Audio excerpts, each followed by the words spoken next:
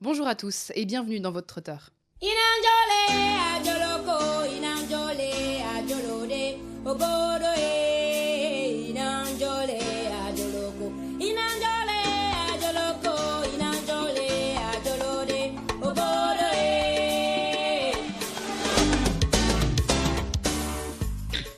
Vous l'aurez deviné, pour cette 5e émission de la saison 2 de votre trotteur, on retourne en plein cœur de l'Afrique, direction le Bénin. Indépendant depuis 1960, cette ancienne colonie française est un vrai condensé de paysages africains, des plages bordées de cocotiers au sud, aridité dans l'arrière-pays et des grands parcs nationaux au nord. Et au-delà de ces climats variés, c'est un exemple de mixité. Le Bénin compte pas moins de 40 ethnies différentes. Et c'est aussi la terre du vaudou, cette pratique religieuse ancestrale qui fascine autant qu'elle intrigue. Nous vous emmènerons donc découvrir ce petit pays du golfe de Guinée qui va élire son nouveau président de la République. Et pour une fois en Afrique, le président actuel n'a pas l'intention de se représenter, ce qui est plutôt rare.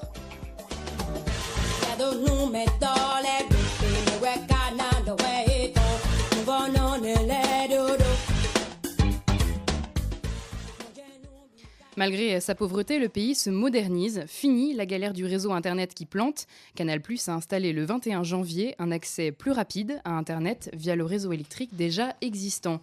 Et on peut dire que voir l'entreprise de Vincent Bolloré investir là-bas, eh bien, ça surprend Constance.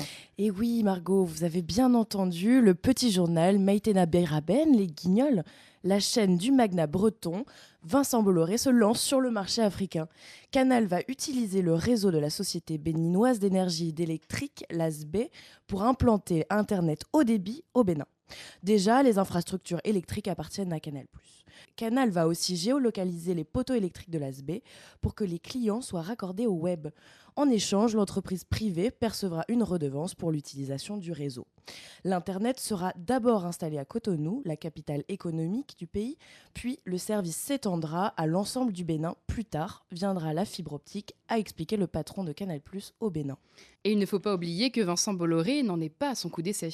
Et oui, Margot, le président du directoire de Vivendi, la maison mère de Canal+, a lancé cet été un gigantesque chantier. Celui du Blue Train, une ligne de chemin de fer qui relie Cotonou à Niamey au Niger. Pas moins de 3000 km qui dessinent une vaste boucle entre 5 pays de l'Afrique de l'Ouest, du Bénin en passant par le Burkina Faso jusqu'à la Côte d'Ivoire. Et dans chaque gare, une Blue Zone.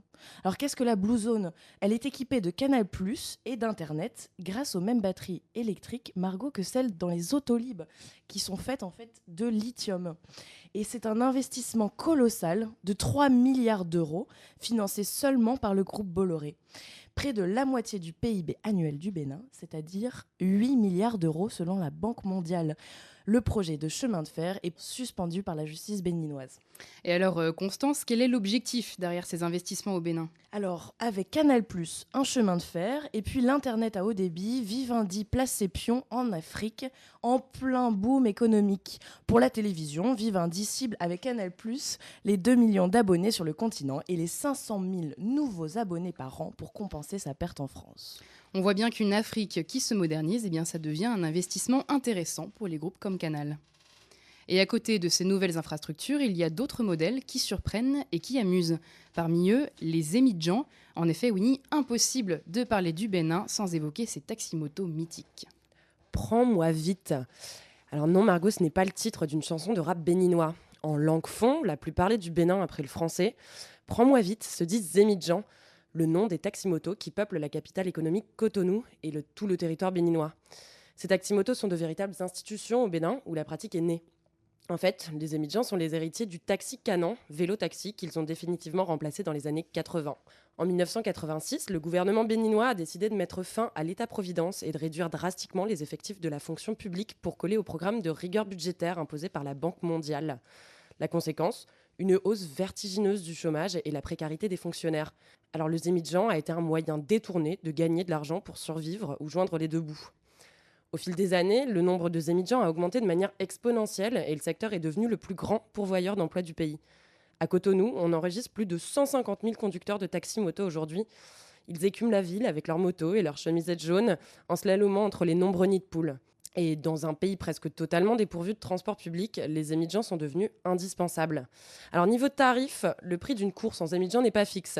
Tout dépend de la distance, du poids de la cargaison et éventuellement des obstacles à franchir sur la route. Un conducteur propriétaire de sa moto peut gagner jusqu'à 6 000 francs CFA, environ 10 € par jour. Pas de quoi survivre donc, alors que le métier est épuisant entre poussière, pollution et saison des pluies. Mais alors, les émigrants ne jouent pas seulement le rôle d'un taxi. Et non, ils se sont forgés un tout autre statut, celui de porte-étendard des partis politiques béninois. Les émigrants transportent un nombre incalculable de gens chaque jour et peuvent rallier un grand nombre de voix en sensibilisant leurs clients. Du coup, tous les partis politiques aujourd'hui se doublent d'un mouvement de Zémidjan qui perçoit en retour de l'argent pour des services rendus. Le parti au pouvoir, par exemple, les FCBE, Force Cori pour un Bénin émergent, ont leur avatar Zémidjan, le mouvement des Zémidjans pour un Bénin émergent, qui fait campagne actuellement pour le Premier ministre Lionel Zinsou, candidat à la présidentielle. Les syndicats de Zémidjan ne cessent d'éclore dans tout le pays en se ralliant à un parti politique pour défendre leurs intérêts. Et la couleur de la chemise d'un Zémidjan change en fonction de son appartenance à tel ou tel syndicat. Eh bien, on le voit, les émigrants sont emblématiques ici d'une société béninoise qui brille toujours d'inventivité pour diversifier ses ressources. Petite pause musicale avant d'aborder ce qui nous fait parler du Bénin aujourd'hui, les prochaines élections présidentielles. On écoute Yiri Yiri Boom de Jonas Pedro. Yiri boom, yiri boom, yiri boom, yiri boom, yiri boom, yiri boom, yiri boom, yiri boom, yiri boom, yiri boom, yiri boom, yiri boom, yiri boom, yiri boom, yiri boom, yiri boom.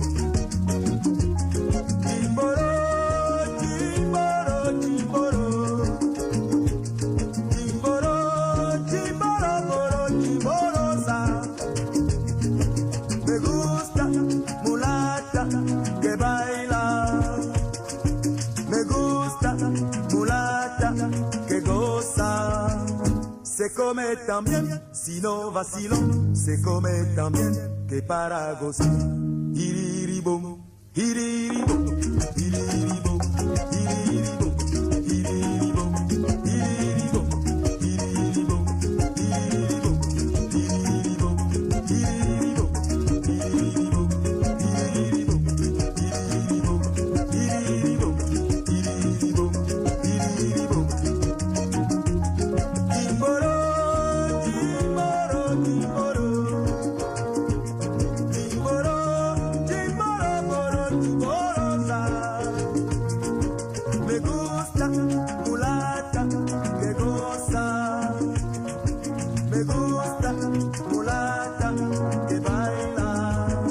Se come tan bien, si no vacilón, se come tan bien que para gozar. Iriribum, iriribum, iriribum, iriribum, iriribum, iriribum, iriribum, iriribum. Le 6 mars prochain, ce sera le premier tour des élections présidentielles au Bénin. Et cette année, c'est une petite exception en Afrique, Paul. Et oui, le Bénin ne risque pas de réélire son président puisque celui-ci ne se représentera pas. Thomas Boni Yayi, au pouvoir depuis 2006, a décidé de se retirer au bout de 2 mandats. Alors d'autres ne s'en sont pas privés en Afrique, on pense à Joseph Kabila au Congo ou Pierre Nkurunziza au Burundi, mais le président béninois, lui, a dit stop. Ce n'est pas faute d'avoir essayé, bien sûr. Si son parti avait eu une majorité écrasante au Parlement l'an dernier, il aurait pu demander une modification de la Constitution. Mais après la crise au Burundi cet été, mieux valait filer doux. Boni l'a donc annoncé il y a quelques mois, son nom ne sera sur aucune enveloppe. Mais alors, à qui va-t-il laisser la place ? C'est la grande question, Margot, d'autant que tradition électorale africaine oblige, les candidats, il y en a un bon nombre.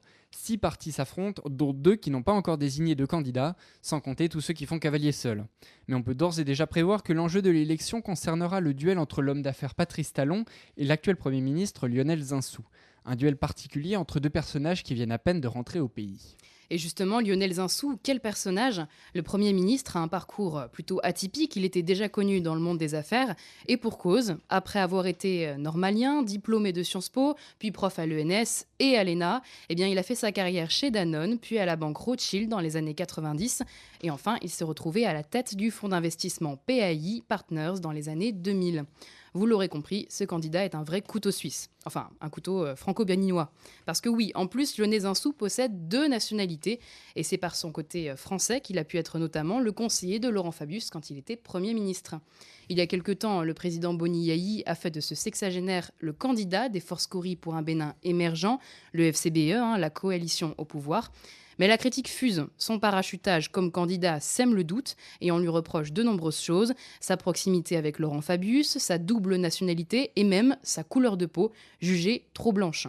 Ses opposants le surnomment d'ailleurs le Yovo, ce qui veut dire le blond. Les anti-Zinzou ont monté une sorte de front début janvier, parmi eux des membres de l'ancien gouvernement, anciens députés, anciens ministres et même l'ancien président lui-même, Nicéphore Soglo. Le politicien veut dénoncer ce qu'il appelle un complot politique qui aurait projeté Lionel Zinzou comme candidat et il soupçonne les autorités françaises de s'en être mêlées. Et si les anti-Zinzou le soupçonnent de corruption, c'est aussi parce que sa relation avec le président actuel, Yahi Boni, est importante. Et oui, si le président actuel l'a nommé candidat, c'est parce qu'il l'a considéré comme un homme nouveau, se tenant loin des affaires de corruption dans la politique. Et c'est surtout celui qui a été son conseiller économique jusqu'en 2011. Du coup, oui, Lionel Zinzou devient en quelque sorte son protégé. Mais son bilan en tant que Premier ministre laisse à désirer. Voyons si les Béninois maintenant placeront leurs espoirs en lui avec une casquette de président.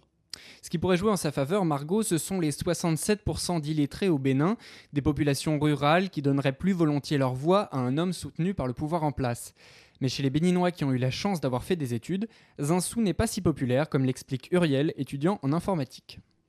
Nous avons actuellement deux camps. Les uns qui pensent que Zinzou est là pour servir les intérêts de la France ou enfin de l'impérialisme et tout, de la France-Afrique, etc. Vu son parcours et tout ce qu'il a eu à accomplir par le passé en France. D'autres le prennent pour un sauveur, pour quelqu'un qui vient quand même pour changer les choses. Donc, du coup, ces jeunes-là qui ont eu la chance d'être scolarisés, surtout dans les grandes villes, la tendance est plus on ne veut pas d'un monsieur France-Afrique. Et la France-Afrique, personne n'en veut au Bénin. Alors on se tourne vers les opposants, comme Patrice Talon. Et justement, Patrice Talon, lui, c'est un peu l'enfant prodigue du Bénin, Paul. Ah, c'est peu dire, Margot. De retour d'un exil de plus de 2 ans, ce businessman charismatique, et surnommé le roi du coton, est devenu le leader d'une coalition d'opposition inédite. Il n'a pas manqué de le rappeler, il souhaite faire front commun avec les autres candidats dans le cas d'un éventuel second tour. Pourtant, le candidat de la rupture part avec une bonne longueur de retard sur Lionel Zinzou. La raison, eh bien, une réputation sulfureuse, alimentée par le président Boni lui-même, devenu son ennemi intime. En octobre 2012, le président l'avait accusé d'avoir voulu l'empoisonner à l'aide de médicaments, avant de dénoncer 4 mois plus tard une tentative de coup d'État. Difficile donc de cerner ce personnage ambigu. Pourtant, comme le dit Uriel, il a plutôt la cote chez les jeunes. Aujourd'hui, on sait tous ce qui s'est passé avec Patrice Talon, où il a été un temps accusé de tous les noms. Donc, du coup, beaucoup pensent qu'il a été vraiment le seul à avoir dit non à ce régime, à vraiment contrer les choses. Donc, beaucoup pensent que sans Talon, peut-être qu'on ne serait pas en train de parler d'élections de nos jours. Alors, la jeunesse béninoise se lance dans les élections, mais qu'en pensent leurs aînés ? Eh bien, pour beaucoup, ils regrettent le passage à la démocratie. Alors ça peut nous paraître un peu étrange, mais n'oublions pas que le Bénin a vécu sous un régime communiste pendant près de 20 ans, sous le règne du général Mathieu Kérékou. Destitué en 1990, celui qu'on appelait le caméléon avait réussi à se faire réélire pour 10 ans lors du retour à la démocratie. C'est dire s'il a marqué les esprits de beaucoup de Béninois, comme Joseph Roueto, qui regrette le temps de la Révolution. Premièrement, les gens regrettent le système éducatif. Parce que pendant ce temps, il n'y avait pas d'école privée, il n'y avait pas de grève, mais aujourd'hui, il n'y a pas d'année sans grève. Les enseignants ne sont pas formés quand ils sont recrutés. La deuxième chose qu'on regrette, c'est la corruption. Pendant la Révolution, il n'y avait pas la corruption. Mais aujourd'hui, au nom de la démocratie, les gens ne punissent plus. Il y a l'impunité générale. Et les sommes détournées, c'est des sommes colossales. Au temps de la Révolution, il n'y avait même pas de concours pour entrer dans l'administration. Mais aujourd'hui, tout est frauduleux. Les concours sont frauduleux. Il n'y avait pas tout ça là. Donc on le regrette aujourd'hui. C'est sous Kérékou qu'on a vraiment senti la liberté d'expression. Les journalistes écrivaient tout sur lui, on le suivait. Il les a réunis à la présidence et il lui a dit, tant que ça pourrait leur permettre de vendre leurs journaux, de continuer. Et même les journalistes même le disent. Alors bien sûr, le régime marxiste de Kérékou n'a pas fait que des heureux parmi ses opposants, mais à sa mort en octobre dernier, le pays tout entier s'est senti orphelin. Le corps du vieux leader a été honoré dans toutes les villes du pays, qu'il avait dirigé pendant presque 30 ans. Merci Paul pour ces rappels historiques. On écoute maintenant Wenanko d'Anis Pépé avant de revenir vous parler culture et sport béninois. Wenanka, c'est nous dida che wezise pepe yuan we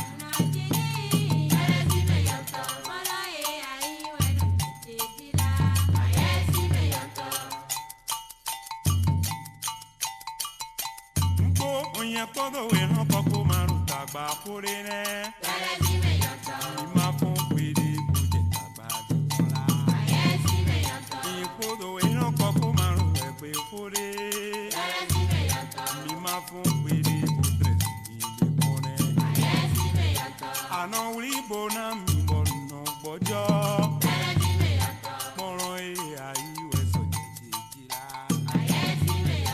ano uri bona mi bojo koro e ayi wero jejia we ni momento e bu ya lo to e so igbe do mi abindile le momento e bu ya lo to e so igbe do mi abindile azama je gade ma je boye sogbe makayon kori busoje toyi sama je kare ma je boye sogbela mo mayon kori busoje toyi gode je mayon busoje yedo nasu Au Bénin, chrétiens, musulmans et animistes se côtoient tous les jours. Et le nom générique qu'on donne aux religions animistes de la région syrienne, eh bien, c'est le vaudou. Oui Margot, le Bénin, c'est le berceau du vaudou. Alors oubliez tout de suite les petites poupées en tissu dans lesquelles on plante des cure-dents pour faire mal à son pire ennemi. Vous risqueriez de faire enrager un Béninois. Le vaudou n'est pas de la sorcellerie. En fait, c'est sous ce terme qu'on regroupe toutes les religions animistes du Bénin. Tous se bâtissent autour des forces de la nature, la terre, le feu, l'air et l'eau, mais aussi et surtout autour du culte des ancêtres qui agissent depuis l'au-delà. Les esprits sont partout, omniprésents dans chaque endroit et à chaque étape de la vie. Pour preuve, le panthéon vaudou rassemble plus de 200 dieux. Il y a Eviosio, le dieu du tonnerre, Sakapta, celui de la terre, mais aussi Gambabda, qui apporte la richesse. Et vous avez peur du noir, invoquez les Angbeto, les gardiens de la nuit. Chaque 10 janvier, direction Ouida, pour célébrer la fête nationale vaudou. Toute la journée, les Vaudounsi, en pagne avec des bracelets aux poignets, danseront au son des tam-tams. C'est un joyeux bordel, chaque rythme, chaque danse, chaque vêtement sont propres à chaque divinité. Et alors comment se passe la cohabitation avec les chrétiens et les musulmans ? Mais en fait, très bien Margot, parce qu'au Bénin, on peut tout à fait être chrétien, musulman et croire au vaudou. Par exemple, à Ouida, le temple des Pitons n'est qu'à quelques mètres de la basilique de l'Immaculée Conception. Quelqu'un pourra très bien aller mettre un cierge à l'église, rentrer chez lui et faire une offrande au Legda, le dieu qui protège les habitations.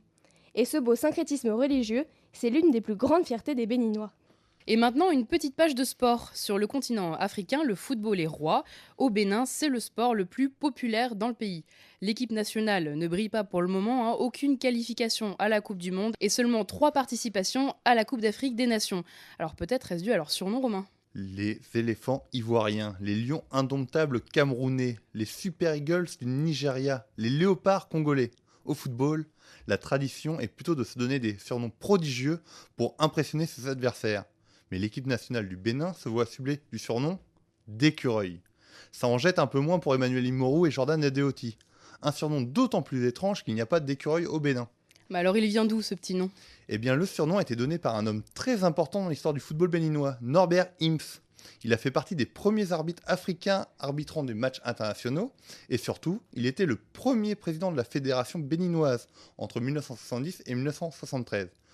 Il donna ce surnom aux joueurs béninois de l'époque, car il possédait des petits gabarits, mais était très agile et débrouillard. Non, je ne fais pas du Willy Sagnol, mais cite les propos. Et alors, qui est devenu ce monsieur ? Eh bien, dans les années 70, il a notamment lutté au Bénin pour garder le football béninois à l'écart de la politique du régime militaire marxiste. Il s'est ensuite retiré des affaires, mais son nom est régulièrement cité avec respect et comme exemple quand il s'agit de critiquer les errements actuels de la fédération béninoise. Comme à notre habitude, on finit sur un petit conte local. Et tendez bien les oreilles parce que Camille va nous raconter une belle histoire d'amour.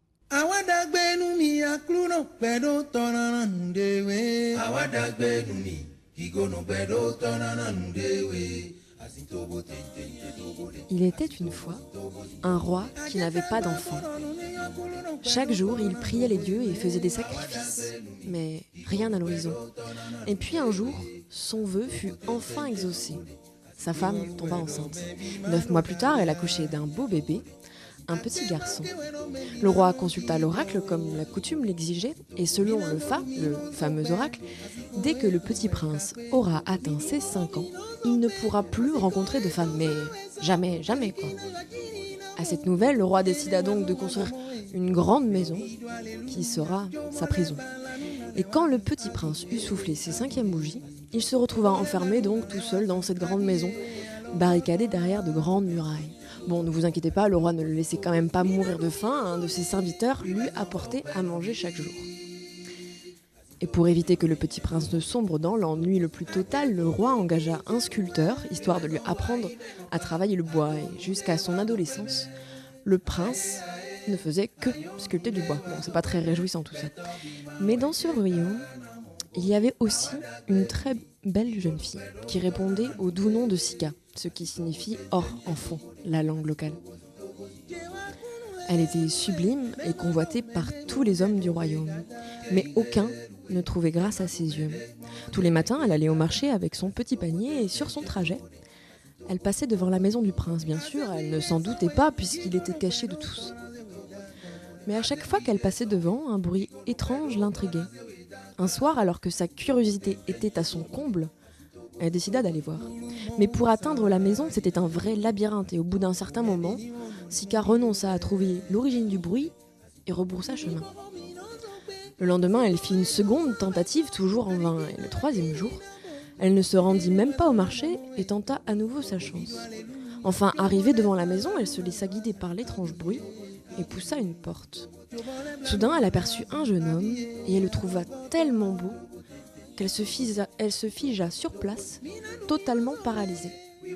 Le beau prince se retourna à son tour et vit la jeune femme. Ébloui par sa beauté, il fut étourdi un moment, puis il se ressaisit et cria « Pars ! Je n'ai pas le droit de voir une femme !» Mais Sika resta figée face à lui, incapable de bouger. Tout à coup, le prince s'effondra inanimé. Sika pria leur peur et détala le plus vite possible. Le lendemain matin, le serviteur du roi découvrit le corps du prince. Effondrés, le roi et la reine organisèrent des funérailles avec l'aide du devin. Tout le peuple devait être présent pour la cérémonie. Et au moment venu, le devin jeta le corps du prince dans les flammes. Et il y invita, à la même occasion, le couple royal à rejoindre leur fils dans la mort. Mais le roi et la reine refusèrent. « C'est une honte !» cria une voix dans la foule. C'était Sika. « C'est une honte ! Le père qui a cherché les feuilles la nuit ne s'est pas jeté dans le trou. La mère qui a préparé la tisane la nuit ne s'est pas jetée dans le trou. Honte à vous !» Et puis soudain, à la surprise générale, Sika se jeta dans le feu. Alors que la foule se remettait tout juste de ses émotions, le devin s'approcha de la fosse et aspergea les cendres d'un liquide magique. Et brusquement, dans un tourbillon extraordinaire, Sika et le prince apparurent, plus vivants et plus beaux que jamais.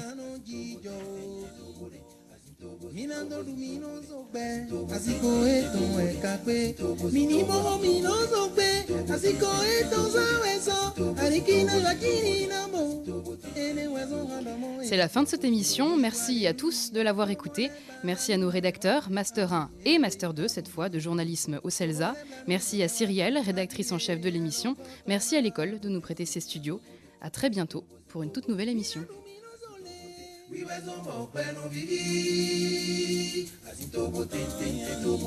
Así Aje fún mi kí n ṣe fún ẹ. Ìwé sanwó ayíbẹ̀ nù pa, àtọ̀nùdé wa tó pẹ́ mẹ́. Ayé ayé, ayọ̀nùdé wa tó pẹ́ mẹ́. Fẹ́tọ́ bí máa wẹ̀ jẹ́ ká náà mọ̀ kótó. Àwa dàgbẹ́ nù mí, kíkónú pẹ̀lú tọ́nà nà nù dé.